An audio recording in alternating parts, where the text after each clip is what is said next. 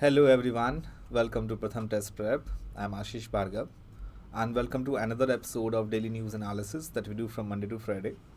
So in this newspaper analysis we discuss about all the important article. Majorly we discuss about the Hindu and Indian Express, as we know that maximum number of questions that in your exam they fetch from the Hindu and Indian Express.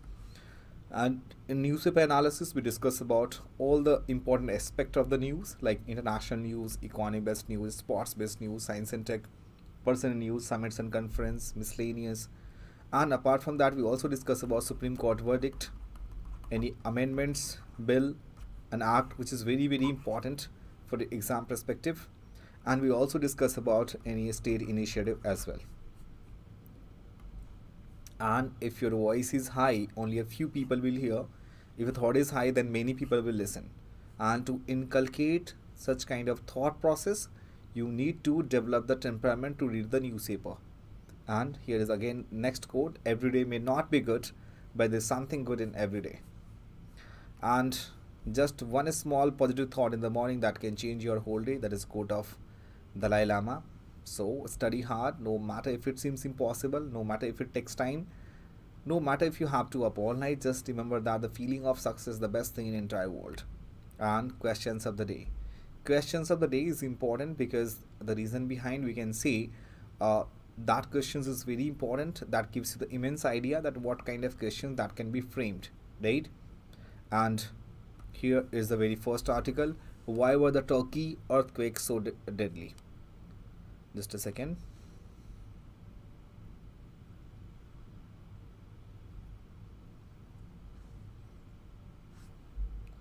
Okay.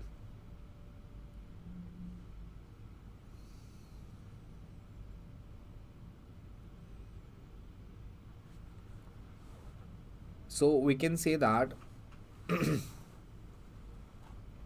just a second. Yeah. So what causes the earthquakes? As we have discussed in the earlier session, that the earth crust is made of roughly 15 massive segment chunky slabs called tectonic plates.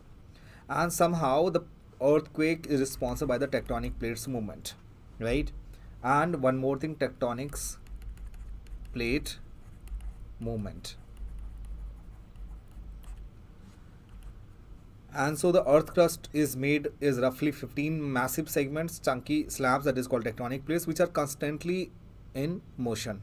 The land of which buildings are built rest on these plates, and the plates continually collide, push and grate against each other, and meeting point is of these are made of series of faults. So the pent up energy from the nesting plates along the fault is often released when an imbalance in pressure cause rocks on either side of fault to readjust. So we have to understand one more thing again, what kind of earthquake occurred in Turkey and Syria. So Turkey and Syria lie at the confluence of three plates. One is, we can say, Arabian plate.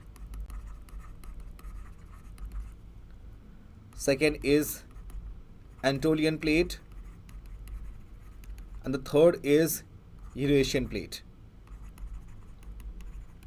So that area that lies on three plates, that is, one is Arabian, second is Anatolian, and third is Eurasian plate, making the region an extreme, seismically active zone. The Arabic plate is inching north into Europe, causing the, you can say, Anatolian plate, which is Turkey, sits on it and pushed out to the westwards, right? And the bulk of Turkey sits on the Anatolian plates, that place. So that we can say that three plates we can define. We have to understand why Turkey and Syria is very vulnerable in terms of earthquake is concerned. Like, because that lies in the three plates, as we know that plate tectonics theory is somehow responsible for the earthquake, and Arabian, Anatolian and Eurasian plate is responsible, right? And we can see that geologist which says that the earthquakes were from the strike of which is typical of earthquake in the region. Next is talking about like why were the earthquakes is devastating and deadly. So as we know that at this region host may fault system, there are many earthquakes being recorded in the region. Only those that result in the release of energy above a certain threshold are captured by seismological instrument, right? And if you talk about are there similarities to earthquake in India, can energy from latent pressure be built up over the years? So if you talk about the Indian plate colliding into the Eurasian plate and tilting upwards created the Himalayas, right? And in the Turkey-Syria earthquake, energy from nearly 300 years of accumulated strain was released. So these things we need to understand. We have to think about our country is also too much vulnerable in terms of the like earthquake is concerned. So we have to make such plan because we have to think about if the other countries is, because our country is also vulnerable because of Gujarat, Kutch, the 2004 earthquakes, that was 2004 tsunami and earthquake that was very dangerous for our country as well. Next is this word means. So PM Modi recently used the word bimaru in Uttar Pradesh and Rajasthan. Who coined this term? So Feb 10, the inaugural day of Uttar Pradesh government, 2 days investor summits, Prime Minister Narendra Modi called the tag of bimaru used to describe the state. So bimaru acronym has been used in the past few decades to refer to the state of Bihar, Madhya Pradesh, Rajasthan and Uttar Pradesh. These states known to be bimaru state. And why usually to imply these have lagged in terms of economic growth, healthcare, educations. So there is a more we can say concern about that the poverty is also there, and healthcare infrastructure is not well, and education sector that was not growing. So who came up with this term? So bimaru translated to a Sikhi in Hindi, right? And the demographer, someone who studied population and changes within it, coined this term in the paper presented the Prime Minister Rajiv Gandhi. So at that time, the state of Jharkhand, Chhattisgarh, and Uttarakhand had not been created. So the Bose mainly argued that from a family planning and population control perspective, these four states were likely to offset the gains made elsewhere in the country, and the national goal of reaching a stabilizing populations, meaning where the total fertility rate TFR is 2.1 was achieved. And the good progress in family planning in the southern states cannot compensate for the slow progress of family planning in the northern states in bringing about population stabilization. And this will considerably delay the target date for the population stabilization. So Bose wrote in 2007 that he cited provisional data from the third round of National Family Health Survey NFHS conducted in 2005 and 6. This is all about the things you need to keep in mind. Moving further to the third one, top courts upholds Constitution of Jammu and Kashmir delimitation panel. Supreme Court dismissed a challenge to the Constitution of Jammu and Kashmir Delimitation Commission to readjust constituency in the new Union Territory. And as we know that Article 2 and 3 of the Constitution enable the Parliament to create a new state and Union Territory according to new Union Territories has been created.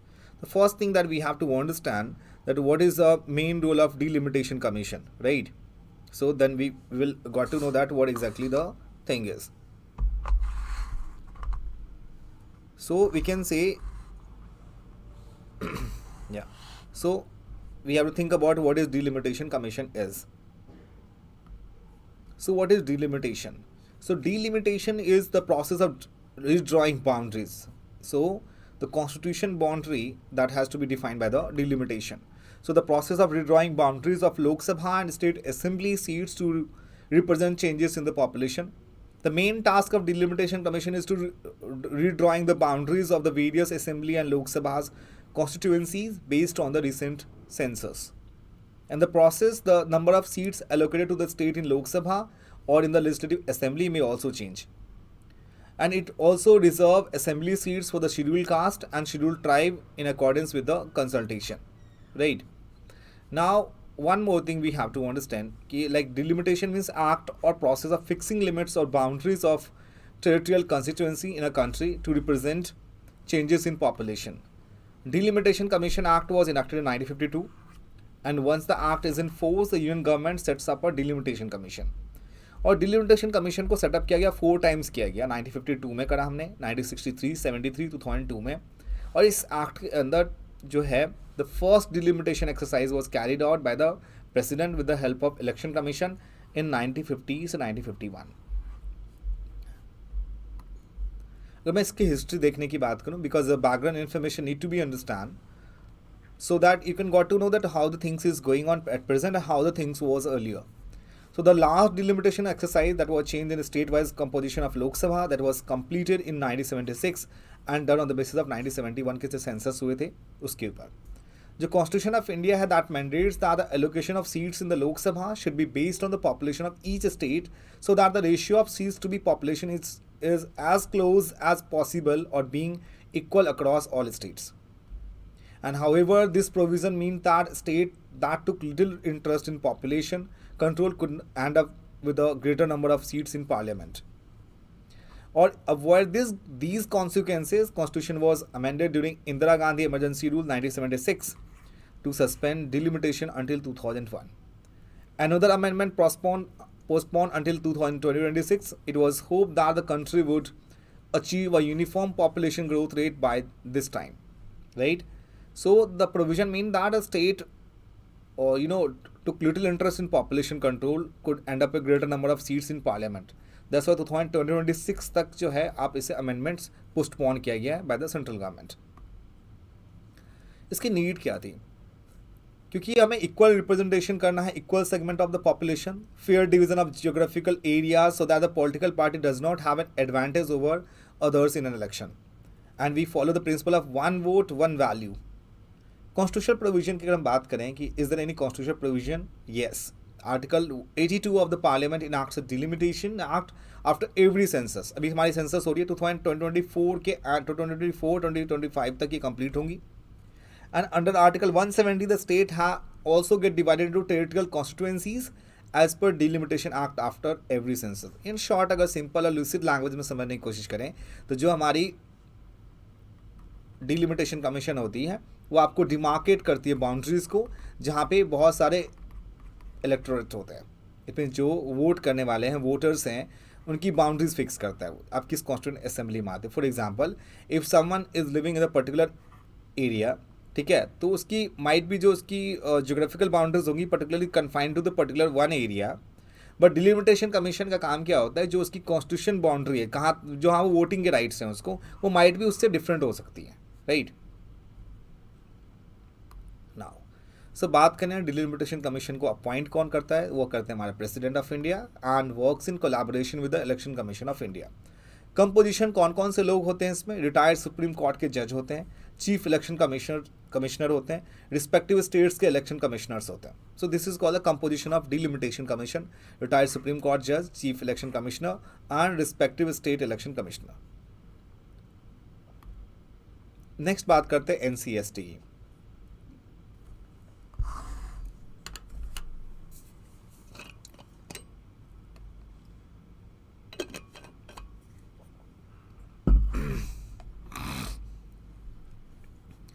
So NCST takes up case of minor help torture by Gurugram couple. National Commission for Scheduled Tribe. And National Commission for Scheduled Tribe has asked authority to file up action report within a day. ये क्या है हमारा, क्या इसको सी मोटो issue करने की है authority?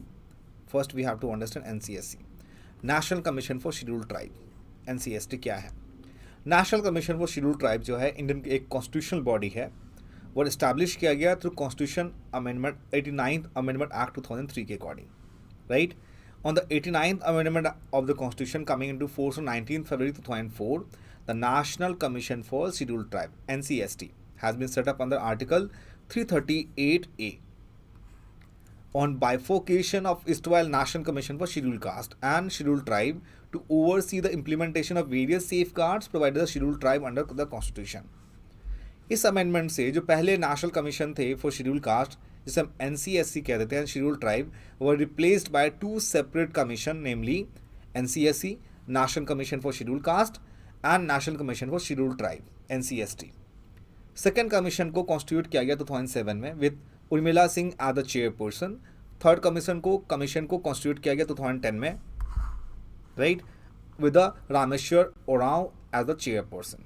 तो वी हैव टू अंडरस्टैंड कि national commission for scheduled tribes जो है हमारा, वो important takeaways for the exam को 89th कॉन्स्टिट्यूशन अमेंडमेंट एक्ट से किया गया. उसको into when it come into force 19th February 2004 में. Is there any constitution provision? हाँ जी बिल्कुल है. आर्टिकल 338 ए जो है उसमें इसको क्या किया गया, बाइफर्केशन किया गया, जो पहले दो पार्ट में हो गए, national commission for schedule caste और national commission for schedule tribe को हमने NCST में चेंज किया. कंपोजिशन क्या होते हैं इसके?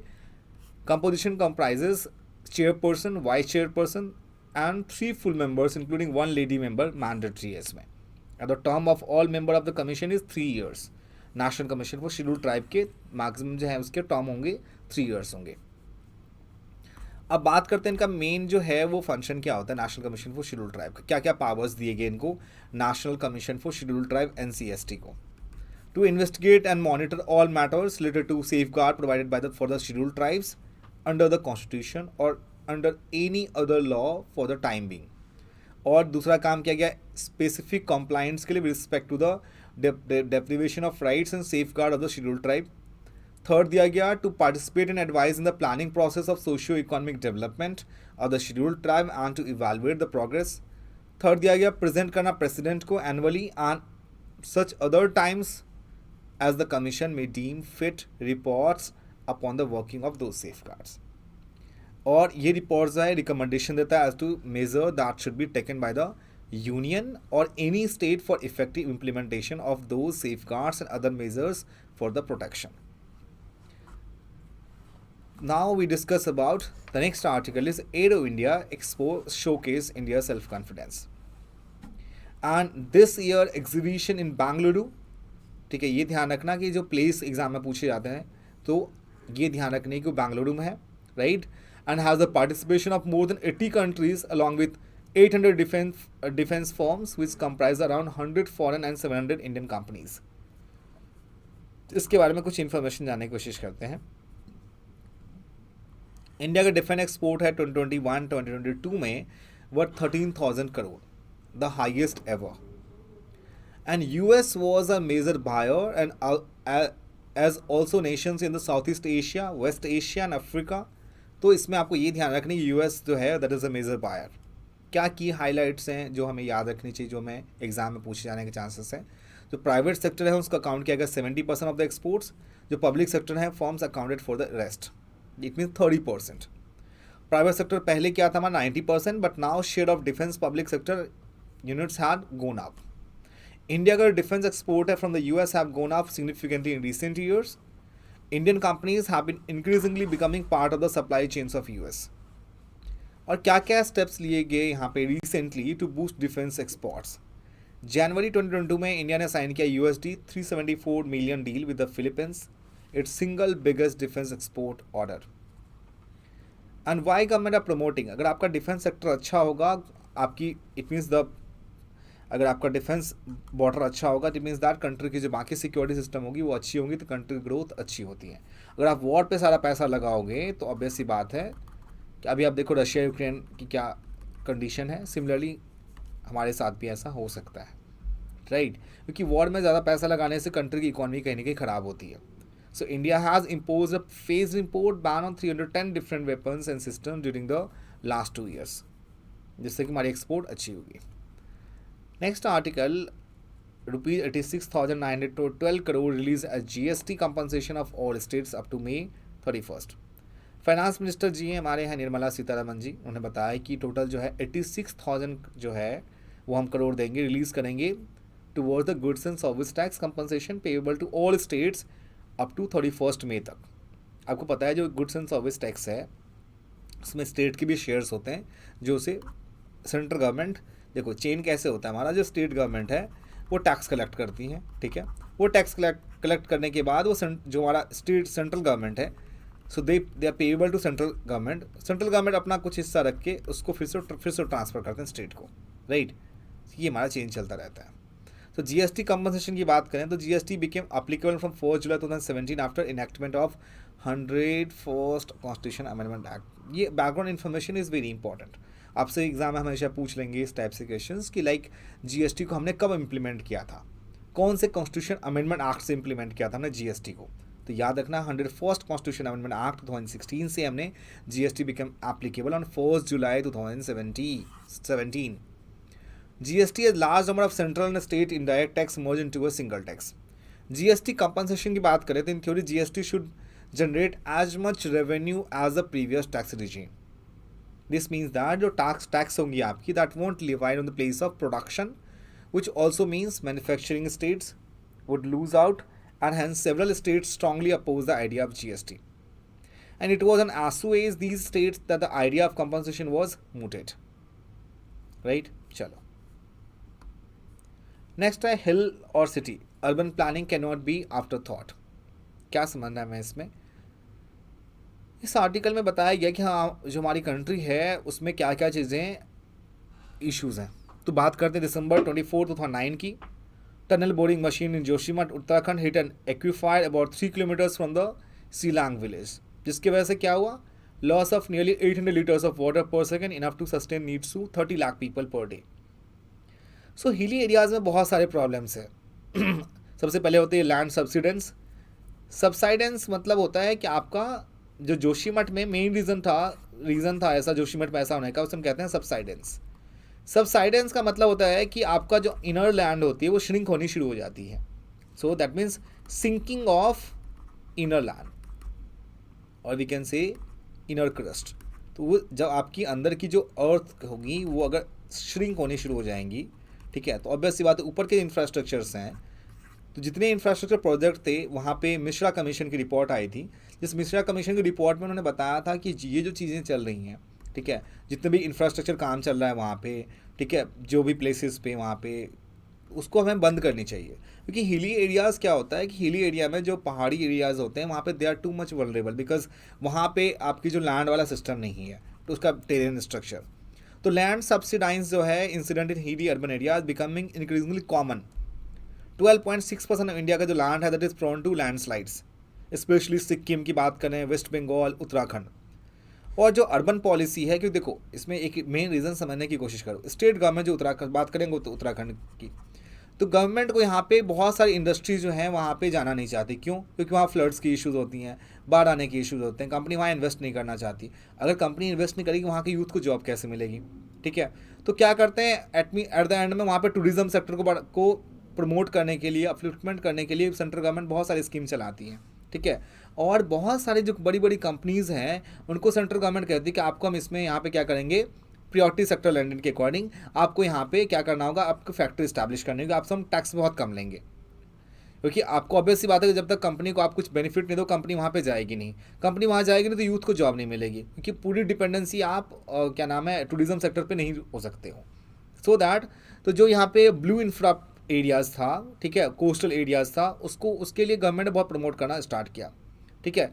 और फ्लड प्रूफिंग इंडिया जो की जो सिटीज़ होती हैं दैट रिक्वायर मल्टीपल मेजर्स, तो उसके लिए हिली एरियाज़ के जो चीज़ें होती है उसको आपको अच्छे से ध्यान देनी होगी, ठीक है। जो क्रेडिबल डेटा है उसमें first step to enhancing urban resilience. Urban resilience का मतलब होता है कि जो अर्बन चीज़ें हैं, क्या क्या चीज़ अर्बन में प्रॉब्लम हो सकती हैं, और सेस्मिक जोन में कौन कौन सा आता है, कितने लेवल तक की आपकी वहाँ पे इंडस्ट्री को इस्टेब्लिश होनी चाहिए, सारी चीज़ें जो है उसमें इंपॉर्टेंट है, ठीक है। जो फ्लड का रिस्क है that is the second issue. अगस्त 2019 में क्या हुआ था, Palava city phase first and second Dombivli Maharashtra में हैवी फ्लडिंग हुई थी। इससे क्या हुआ, रेसिडेंट्स वहाँ पे चले जाते हैं और सीजनल रेन की वजह से वहाँ पे ये सारी चीज़ें होनी शुरू होती है। बात करें अगर अर्बन इंडिया की, which does not have to embrace such risk, instead cities need to incorporate environmental planning and enhance natural open space, ठीक है। तो ये सारी चीज़ें, each city needs to have a disaster management framework in place with large arterial roads and allow people that goods to move freely. Or India's urban journey is not limited to an election cycle. It must plan for the multi-generational process.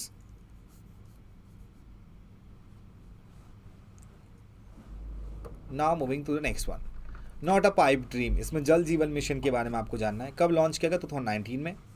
And it envisages supply 55 liters of water per person per day to every rural household through functional household tap connections. बात करें जल जीवन mission की, looks to create an आंदोलन for water and thereby making it everyone priority. It becomes under Jal Shakti Ministry. And इस mission का main aim क्या है? To ensure functionality of existing water supply system and water connection, और water की quality को monitor करना and testing as well as sustainable agriculture. और ये भी इंश्योर करता है conjunctive use of conserve water, drinking water source augmentation, drinking water supply system, grey water treatment and its reuse. Now it's time to questions of the day, and that questions is very very important because this gives you the immense idea like what kind of questions from the newspaper they can possible to ask in your exam, right? Chalo, so शुरुआत करते हैं. Here is the very first question. Question है क्या? Which of the following provision of the Indian Constitution deals with the collective and individual powers and privilege of the House of Parliament and their committee? Article 104, Article 105, Article 106 and Article 107.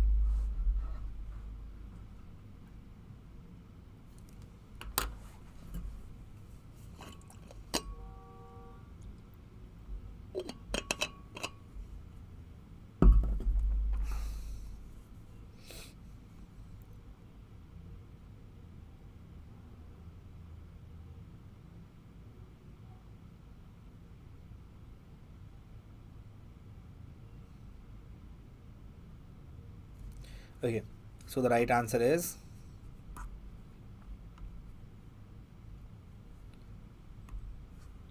B option. Article 105 of the Indian Constitution deals with the powers, privilege of the House of Parliament and its members and their committee as well. तो इसमें क्या क्या provisions हैं? There shall be freedom of speech in Parliament. MPs are exempted from any legal action for any statement made or act done in the course of their duties in Parliament. This immunity extends to certain non-members as well. The Attorney General of India or a minister who may not be an MP but speaks in the House. This article guarantees that MP can carry out their duties without interruption or fear, upholds the dignity and authority of the Parliament and supports its democratic operation. And instead of the court, the Speaker of the House would deal with the instance where the member goes beyond the bounds of permissible free expressions.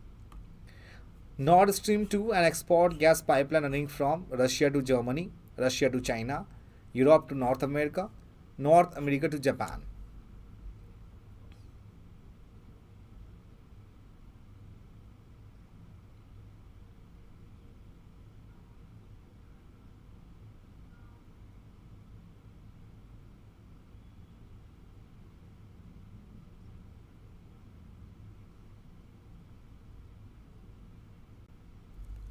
So the answer would be here option A, Russia to Germany.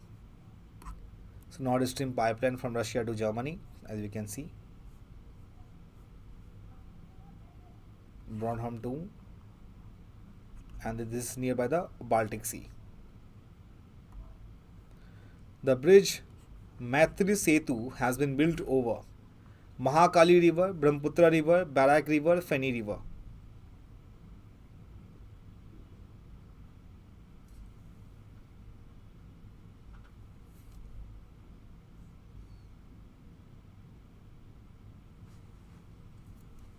So the right answer is Feni River. So the bridge Maitri Setu has been built over the Feni River, which flows between the Indian boundary in Tripura and Bangladesh. So D is the right answer. Moving to the second last question. He was the first to give the call for Swaraj as India for Indians. The President of India, S. Radhakrishnan, called him one of the makers of modern India. As Sri Aurobindo did Sri Aurobindo, he was what? Who was he to whom we are talking in the above statement? Dayanand Saraswati, Gopal Krishna Gokhale, Bal Gangadhar Tilak and Bipin Chandra Pal.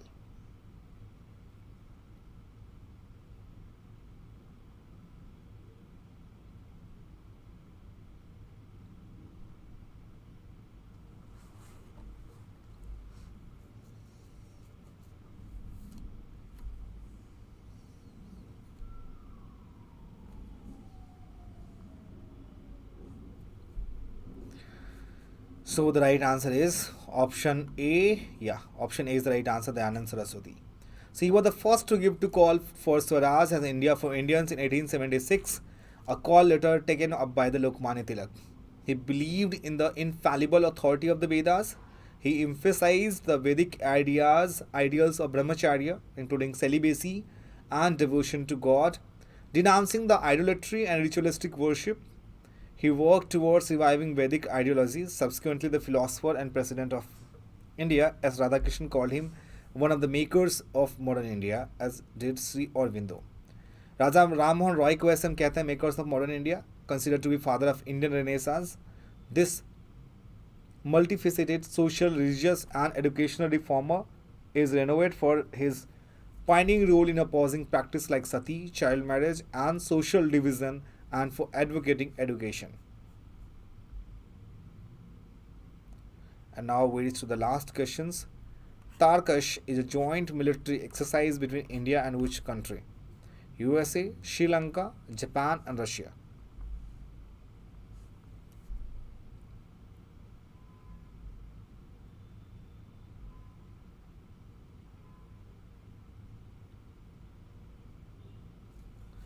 And the answer is USA.